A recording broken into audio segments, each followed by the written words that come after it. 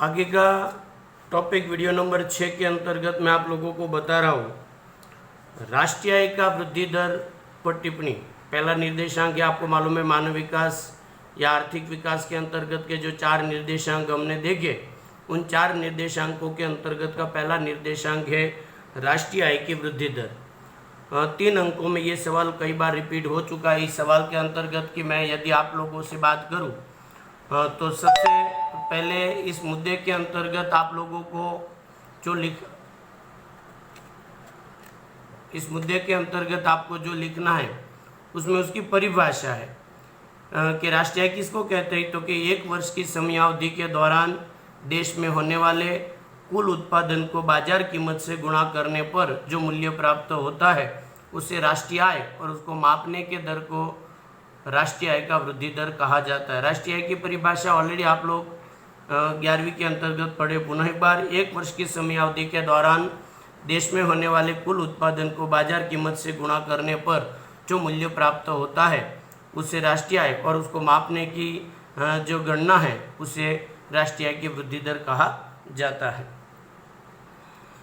राष्ट्रीय आय कैसे देखा जाता है कि यदि देश की वास्तविक आय तेजी से बढ़ेगी तो देश की राष्ट्रीय आय भी तेजी से बढ़ेगी। यदि देश की वास्तविक आय बढ़ेगी तो देश का राष्ट्रीय आय का वृद्धि दर भी क्या होगा, बढ़ेगा। अब राष्ट्रीय आय का जो संबंध है आर्थिक विकास के साथ, तो राष्ट्रीय आय का आर्थिक विकास के साथ कैसा संबंध है, तो क्या सीधा संबंध है। अब सीधा संबंध आप लोगों को मालूम है, मैं जो मुद्दे आप लोगों को बताता हूँ तो सीधा संबंध तो कैसे कि यदि देश की राष्ट्रीय आय बढ़ेगी तो देश का आर्थिक विकास बढ़ेगा, और यदि देश की राष्ट्रीय आय घटेगी तो देश का आर्थिक विकास भी घटेगा।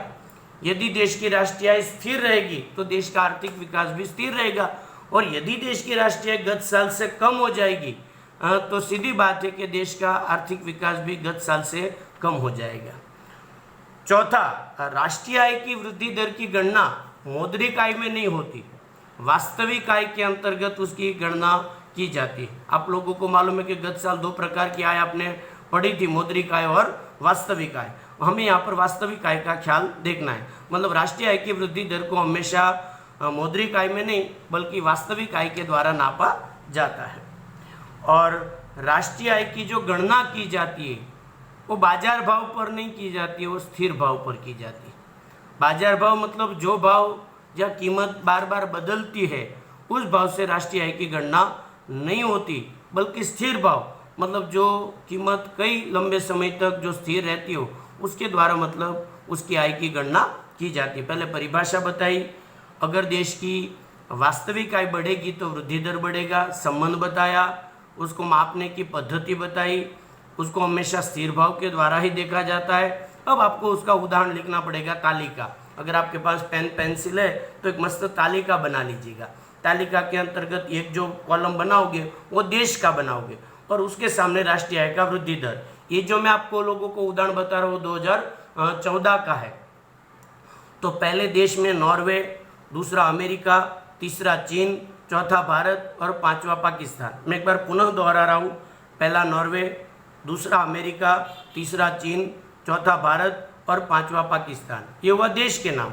बाजू में जो वृद्धि दर आपको लोगों को लिखनी है, तो नॉर्वे का वृद्धि दर 2.2% है, नॉर्वे का वृद्धि दर 2.2%, अमेरिका का 2.4, चीन का 7.3, भारत का 7.3 और पाकिस्तान का 4.7।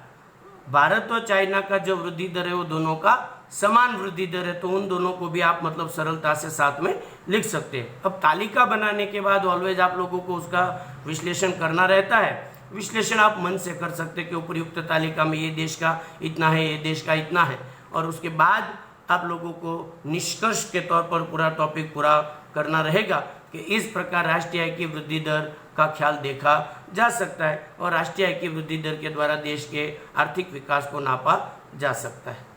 धन्यवाद।